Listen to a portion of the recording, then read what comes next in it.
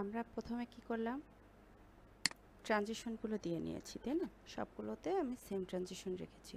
এখন যেটা করব সেটা হচ্ছে আমি এই যে আমার অবজেক্ট কোনগুলো, স্লাইডের ওপরে যেগুলো থাকবে, সেটা টেক্সট হতে পারে, ইমেজ হতে পারে, শেপ হতে পারে, অডিও ভিডিও যা কিছুই থাকুক না কেন, স্লাইডের ওপরে যেগুলো থাকবে সেগুলো হচ্ছে অবজেক্ট। হ্যাঁ, অবজেক্টে দিব আমরা কি, অ্যানিমেশন। তাহলে এই যে অবজেক্ট সিলেক্ট করলাম, এখান থেকে আমরা অ্যাড অ্যানিমেশন দেব। এখানে অ্যাপিয়ার আছে, আমরা চাইলে এটা চেঞ্জ করে দিতে পারি। ফেড ইন দিলাম, তারপরে অন ক্লিকটা উঠিয়ে দেব। অন ক্লিক উঠিয়ে এটা আমরা হচ্ছে আফটার প্রিভিয়াস দিয়ে দেব। এটা স্লো, মিডিয়াম, ফাস্ট আমরা যেভাবে রাখতে চাই ঠিক সেভাবেই রাখবো। আমি ফাস্ট রাখছি একটু দ্রুত করার জন্য। দেন আমরা এইটাকে সেমভাবে অ্যাপ্লাই করব।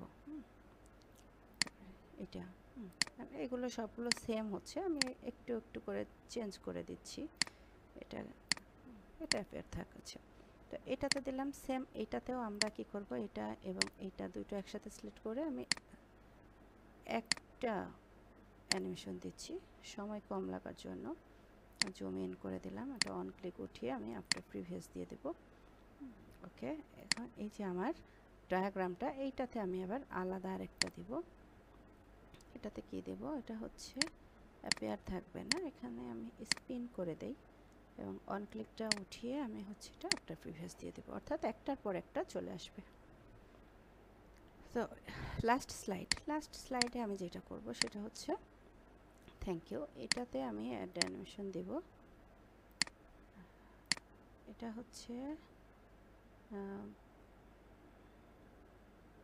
ডিসঅ্যাপিয়ার যদি দেই, প্লে করে দেখতে পারি কিন্তু আমরা যেটা কেমনভাবে শো হবে।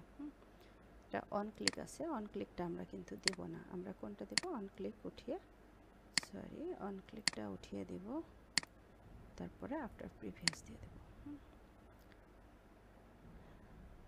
তো এইটা হচ্ছে আমাদের অ্যানিমেশন গেল। তাহলে আমরা কি করলাম, প্রথম স্লাইডে আমরা ব্যাকগ্রাউন্ডে একটা ইমেজ অ্যাড করেছি এবং ট্রানজিশন দিয়েছি প্রথম স্লাইডে। প্রথম যে আমার অবজেক্ট ছিল প্রথম স্লাইডে, সেগুলোতেও আমি অ্যানিমেশন অ্যাড করেছি। তারপর সেকেন্ড স্লাইডে আমি একটা ইমেজ সেট করেছি টেক্সটের পাশাপাশি।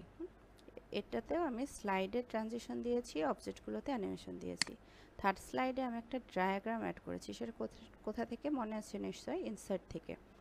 দেন আমরা হচ্ছে লাস্ট স্লাইডে কি করেছি, একটা শেপ নিয়েছি। হ্যাঁ, এবং এই শেপটা হচ্ছে, শেপটাতে আমি কোনো অ্যানিমেশন অ্যাড করিনি, এটা ভুলে গেছি। আমি হচ্ছে শেপটাতে দেব, এটা যেহেতু এখান থেকে আমি চাচ্ছি ওপরের থেকে নিচের দিকে আসবে। হ্যাঁ, তাহলে এইটা হচ্ছে টপ থেকে আসবে, এটা আফটার প্রিভিয়াস, অথবা এটা হচ্ছে উইথ প্রিভিয়াস। হ্যাঁ, তাহলে এটা টপ থেকে যদি আসে, এই বরাবর আসলেই ভালো হবে। ওপর থেকে এসে নিচের দিকে যাবে। প্লে করে দেখতে পারি আমরা এটা কিভাবে আসবে। এই যে, হ্যাঁ, তো এই হচ্ছে আমার স্লাইড, হ্যাঁ, প্রেজেন্টেশন তৈরি হয়ে গেছে। এখন এটাকে আমরা কি করব, প্রেজেন্ট করব কিভাবে। তো প্রেজেন্ট করার জন্য আমাদের যেটা করতে হবে সেইটা হচ্ছে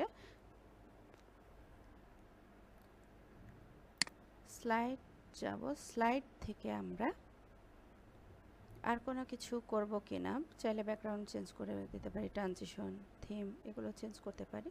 তো যদি আমার আর কোনো কিছু করার প্রয়োজন না হয়, তাহলে আমরা কন্ট্রোল F5, ফাংশন কিয়ের F5 এবং কন্ট্রোল দুটো একসাথে প্রেস করতে হবে, অথবা এই যে এখানে স্লাইড শো আছে, এখান থেকেও আমরা ক্লিক করতে পারি। তাহলে এটা কি হবে, প্রথম থেকে শো হবে। প্রথম স্লাইডটা ওপেন করে এবং কন্ট্রোল F5 দেখি আমরা, এখন কিন্তু আমাদের চলে আসবে।